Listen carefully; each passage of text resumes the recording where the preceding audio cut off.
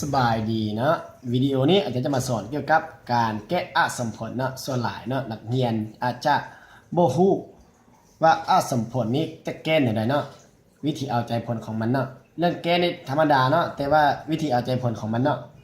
แล้วอาจารย์จะสอนให้ละเอียดเลยเนาะให้พ่อน้องติดตามได้เลยเนาะคือในข้อที่1นี้เนาะ it ลบ1ง่ายกว่า0เนาะง่ายๆแบบนี้จะเป็นพื้นฐานเนาะเขาจะสามารถแก้ได้แนวใดฉะนั้นใจผลของมันเขาจะสามารถหาค่าหรือว่าค่าของ it ว่าง่ายกว่าเท่าใดแล้วก็น้อยกว่าเท่าใดเนาะเขาสามารถหาค่าได้แบบนั้นของการแก้สมผลนี้นะแล้วเขาสามารถตอบเป็นว่างก็ได้นะเขาสามารถตอบเป็นว่างก็ได้ฉะนั้นในข้อนี้อาจจะตอบเป็นว่างเอาเนาะฉะนั้นเขาจะเขียนได้เลย it ง่ายกว่าอยู่นี้คือลบ1ย้ายไปเป็นบวก1เลยเนาะนี่ได้มาเลยคือง่ายกว่า1เนาะฉะนั้นอาจารย์อยากตอบเป็นว่างเอาเนาะฉะนั้นเอามาบึ้งในเป็นข้ออาจจะเต็มไปนี้นะอาจจะมาเป็นว่างเอาเด้ออันนี้เป็นเกณฑ์จำนวนเนาะเป็นเกณฑ์จำนวนแล้วก็อันนี้มาเป็น1เลยเนาะคือ1เลยอยู่จุดนี้คือ1เลยเนาะอาจจะมาเป็น1เลย1อยู่นี้เลยรายการทุกๆเที่ยเขาต้องขีดทางลงลุ่มเนาะสำหรับข้อนี้เนาะคือข้อนี้เนาะขีดทางลงลุ่มฉะนั้นต้องขีดอย่างนี้เนาะแล้วอยู่กองเส้นที่เขาขีดเนาะเขาต้องหมายบวกแล้วอยู่ทางเส้นที่เขาขีดเนาะต้องหมายลบและจื่อไว้ว่าอยู่กองเกณฑ์จำนวนเนาะคือเกณฑ์จำนวนคือตัวนี้คือบวกอสงไขยแล้วก็แบบนี้คือลบอสงไขยทุกๆเที่ยเนาะให้เข้าใจแบบนั้นเนาะถึงว่าเวลาที่เพื่อนบ่เขียนเขาให้เขาเข้าใจว่ามีเนาะเรื่องนี้คือลบอสงไขยเรื่องนี้คือบวกอสงไขยนะถึงว่าบ่เขียนลบอสงไขยบวกอสงไขยอยู่ตัวนี้นะให้เขาเข้าใจแบบนั้นนะแล้วก็เส้นนี้นะคือเพื่อนว่าเกณฑ์จำนวนนะเส้นนี้นะเกณฑ์จำนวนแล้วก็เส้นนี้คือเส้นเขาจะเอาใจผลของมันฉะนั้นเขามาเอาใจผลเลยฉะนั้นเนาะฉะนั้น s เท่าไปเอาใจผลของมันเนาะง่ายกว่าเขามาศึกษาอยู่บ่นี้ง่ายกว่า0ฉะนั้นเขาต้องเอาว่าง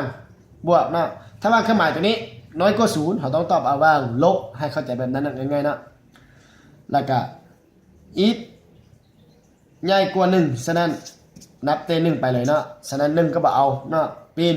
หัวออกแล้วก็ไปหาบวกอสงไขยเนาะนี่อันนี้คือว่างของสมผลนะใจผลของมันเนาะให้เข้าใจแบบนั้นเนาะแล้วก็ง่ายๆแบบนั้นเนาะถ้าว่าอาจจะใส่เกณฑ์นี่เลยนะถ้าว่าน้อยกว่า0ยกตัวอย่างเนาะit ลบ1นี้น้อยกว่า0เนาะอาจจะอธิบายย่อๆเด้อเกณฑ์จำนวนแม่นเกณฑ์ตัวเก่าเนาะแล้วจะได้อยู่บนนี้คือ it น้อยกว่า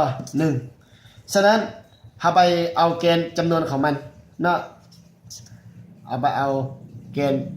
อยู่บนเกณฑ์จำนวนแบบเดียวกันคิดอยู่ทางลุ่มคือกันแต่ว่าเขาไปตอบเอาว่างลบเนาะเขาจะแบบนั้นถ้าว่าน้อยกว่า0เนาะแล้วเขาจะได้เขาจะตอบเลยเนาะ s เท่าไปเลยแล้วจะเขียนอยู่นี่เลยเนาะถ้าs เท่าไปเลยคือลบอสงไขยไปหา1เนาะแล้วก็จบเลยเนาะให้เข้าใจง่ายๆแบบนี้เนาะ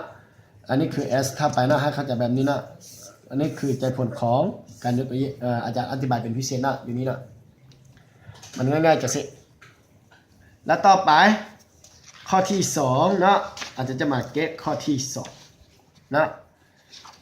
แล้วอาจจะมาแก้ข้อที่2นั้นว่าเป็นอย่างไรเนาะบาดนี้อาจจะมาแก้ข้อที่2นั้นว่าเป็นแนวใดและแก้แนวไหนเนาะ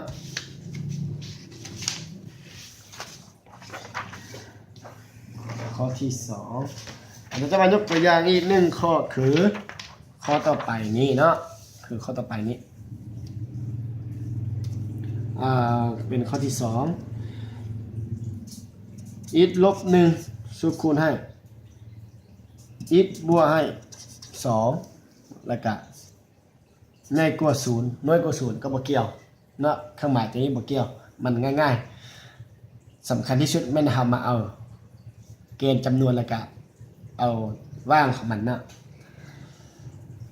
ในข้อนี้เฮาบ่จำเป็นจะไปแยกแล้วนะมันเพิ่นแยกมาให้เฮาละเอียดแล้วบัดนี้เฮามีแต่ว่าไปแทนสเกณฑ์จำนวนอะไรนะเกณฑ์จำนวนคืออย่างนี้เมื่อเอาพจน์ถ้าว่า2สุคูณแบบนี้นะเมื่อเอาตัวนี้ไปเท่า0จะได้ e เท่ากับ1เมื่อเอาพจน์นี้ไปเท่า0จะได้ e เท่ากับ-2ฉะนั้น-2น้อยกว่า1เนาะฉะนั้นจะเขียนจากสีนะและอันนี้ให้เราเข้าใจว่าอยู่เบื้องนี้นะคือบวกอสงไขยเบื้องนี้คือลบอสงไขยนะอันนี้บวกอสงไขยแล้วอยู่นี้คือลบอสงไขยนะให้เข้าใจแบบนี้และเครื่องเข้ามาเบิ่งเครื่องหมายอยู่ต่อหน้าอิทเนาะแล้วก็สมสิทธิ์ของอิทมีค่าบวกเม็ดนะคือตัวนี้คือค่าบวกอันนี้ค่าบวกฉะนั้นเฮาขีดทางลงลุ่มนะทางลงลุ่มคือขีดนี้มาแล้วไปผ่านจังซี่นะแล้วก็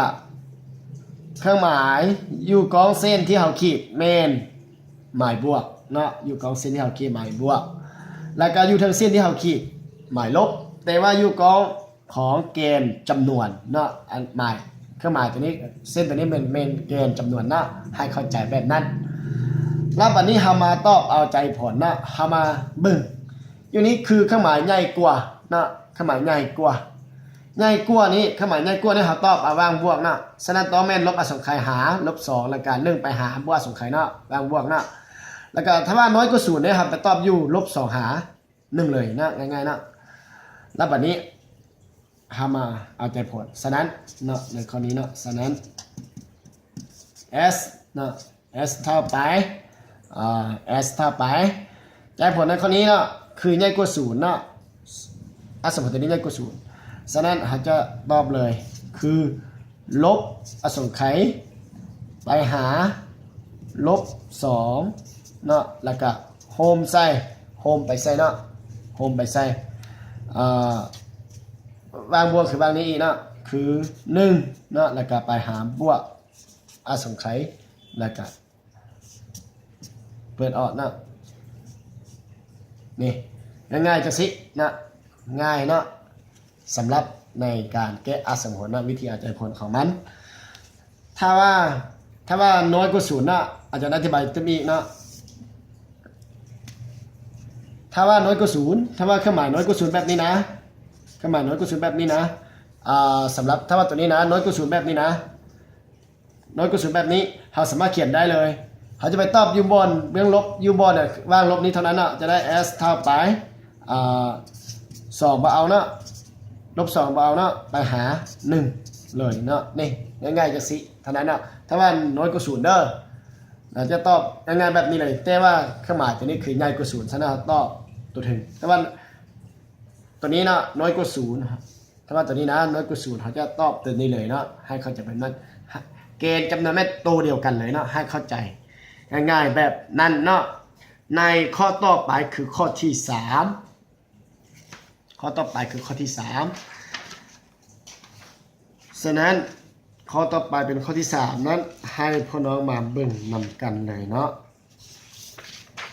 ข้อที่3คือข้อนี้เลยเนาะคือข้อที่3หมายข้อนี้เป็นข้อที่3เนาะข้อที่3คือข้อนี้อาจารย์ได้อธิบายแล้วนะอาจารย์แก้หมดเลยนะ1ลบให้อิทสุคูณให้อิทลบให้2แล้วก็ใหญ่กว่า0นะคือข้อนี้นะให้เฮามาสังเกตอยู่ที่นี่นะคือเครื่อง1ลบให้อิทนะให้เข้าใจแบบนั้นแล้วอยู่สัมประสิทธิ์ของอิทเท่ามีตัวหนึ่งคือค่าลบคือตัวนี้เนาะแล้ววิธีเอาว่างใจผลนะก็คือตัวนี้นะฉะนั้นเอาตัวนี้ไปเท่า0นะเอาพอนี้ไปเท่า0 1ลบอีนี่ไปเท่า0จะได้อีเท่ากับ1ตัวนี้ไปเท่ากับเอาอีลบ2นี่ไปเท่ากับ0จะได้อีเท่ากับ2ฉะนั้น1แล้วก็2อยู่นี้นะเอามาเต็มอยู่นี้แล้วเรามาสังเกตว่าอยู่นี้คือค่าลบอยู่นี้คือค่าบวกนะฉะนั้นมีตัวนึงคือลบแล้วเราต้องขีดถูกเราต้องขีดอยู่ลุ่มนี้ขึ้นถึงนะลุ่มนี้ขึ้นถึงขีดมานี้แล้วก็โค้งมานี้นะแล้วอยู่ถึงเส้นของเส้นที่เราขีดเราต้องหมายลบนะแล้วก็อยู่กองเส้นเราต้องหมายบวก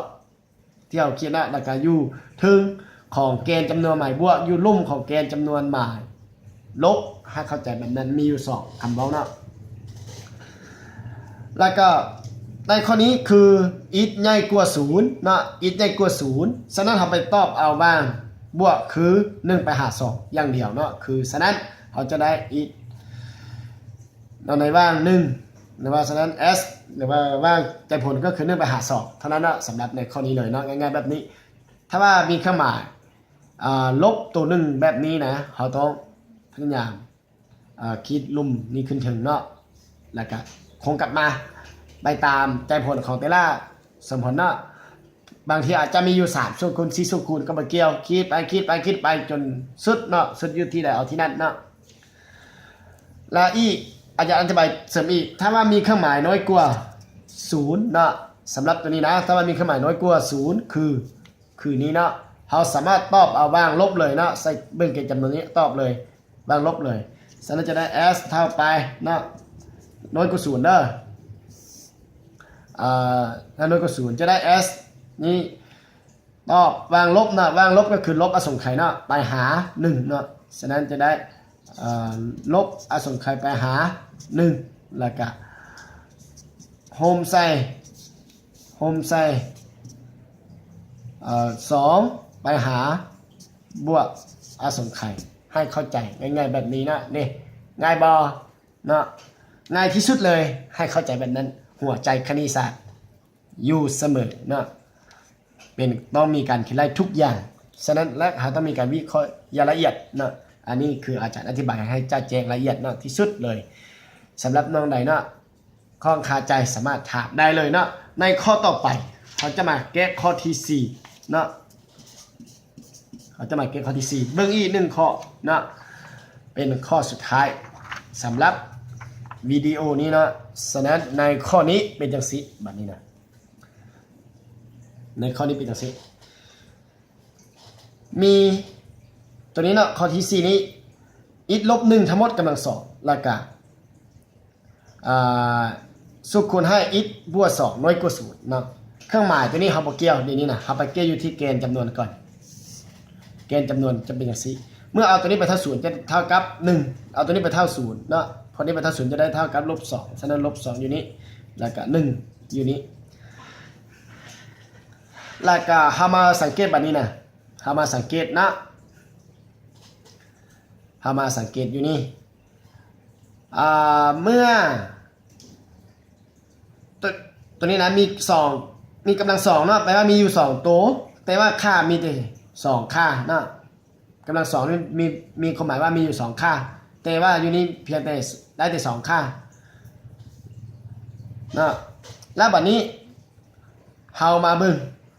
ว่าเครื่องหมายอยู่สัมประสิทธิ์ของมันคือหมายบวกหมดเนาะฉะนั้นต้องขีดถึงลงลุ่มนะถึงลงลุ่มคือขีดลงนี้เนาะแต่ว่าเฮามาเบิ่งอยู่จุดที่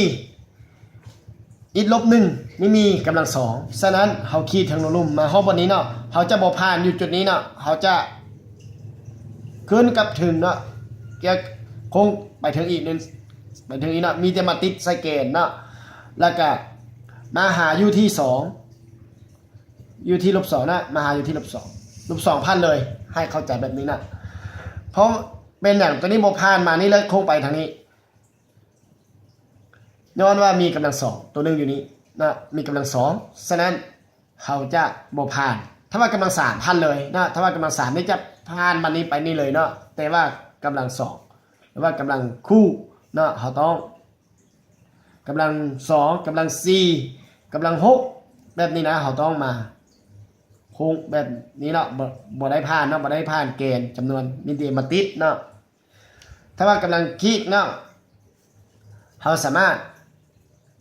ผ่านได้เลยเนาะ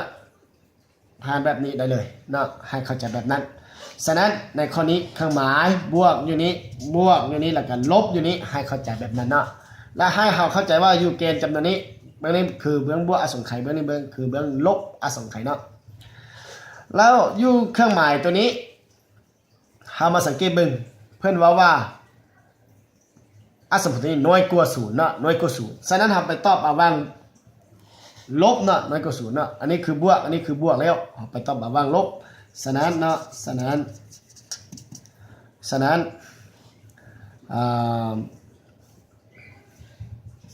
s เท่าไปลบอสงไขยต้องเปิดเนาะแล้วก็ไปหาลบ2เนาะนี่ง่ายๆแบบนี้เนาะให้เข้าใจแบบนั้นเนาะให้เข้าใจแบบนี้เนาะและสำหรับอาจารย์จะอธิบายเสริมอีกเท่านึงถ้าว่ามีเครื่องหมายใหญ่กว่า0เนาะถ้าว่าใหญ่กว่า0เนาะถ้าว่าใหญ่กว่า0เครื่องหมายใหญ่กว่า0แบบนี้เนาะเราจะสามารถเขียนได้ s เท่าไปแม่ตอบเอาวางบวกเนาะตอบเอาวางบวกถ้าว่าใหญ่กว่า0แบบนี้เนาะเครื่องหมายใหญ่กว่า0แบบนี้เนาะถ้าว่าเอาสมมติตัวนี้นะเครื่องหมายใหญ่กว่า0แบบนี้เราต้องเอาวางบวกฉะนั้นจะได้เลยลบ2ก็บ่เอาเนาะไปหา1ก็บ่เอาแล้วก็โฮมใส่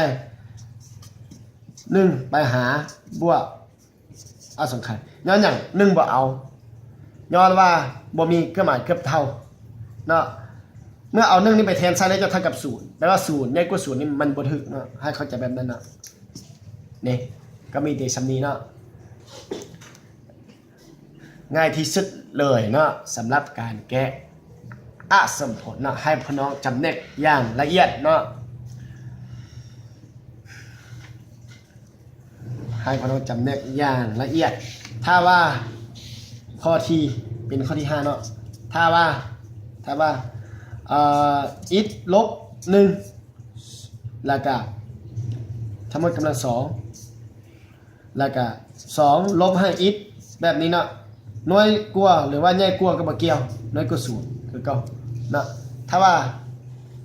ข้อแบบนี้ก็แต้มแบบเดียวกันมันจะต่างข้อเมื่อกี้นิดนึงเนาะอาจจะใส่เกณฑ์จำมาให้เบิ่งอันนี้คือ1คือเก่าอันนี้คือ2คือเก่าเนาะให้เข้าใจแบบนั้นแล้วก็ได้ใจผลตัวเก่าเนาะข้อนี้ก็คือข้อที่4แต่ว่ามันจะเปลี่ยนอยู่บนนี้เนาะเครื่องหมายลบฉะนั้น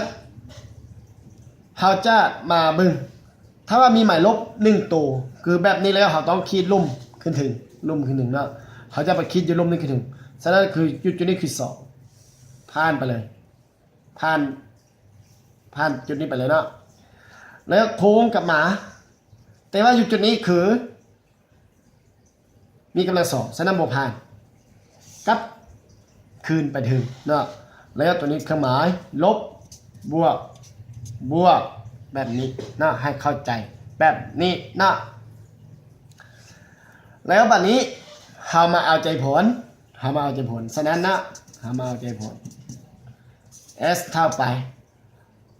อย่าให้สมผลตัวนี้น้อยกว่า0เราต้องไปตอบเอาวางลบนะเอาวางลบฉะนั้นต้องเป็น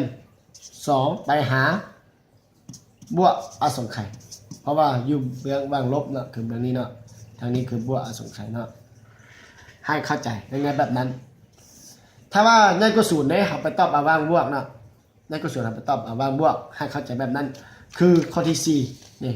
เลขข้อเดียวกันเปลี่ยนเลขเครื่องหมายนะเปลี่ยนเลขเครื่องหมายมันจะต่างกันแบบนี้เลยนะให้เข้าใจแบบนั้นเลยข้อนี้คือข้อที่4นะแล้วก็ข้อนี้คือข้อที่5นะอาจารย์ได้อธิบายย่อๆแบบนี้เนาะสำหรับน้องได้มีปัญหาทางด้านคณิตศาสตร์สามารถคอมเมนต์นำหัวใจคณิตศาสตร์ของอาจารย์ได้เลยเนาะอาจารย์จะฮับแล้วก็จะแก้ปัญหาให้พ่อน้องๆทุกคนเนาะสำหรับวิดีโอนี้เมื่อสำนี้ขอบใจละลาย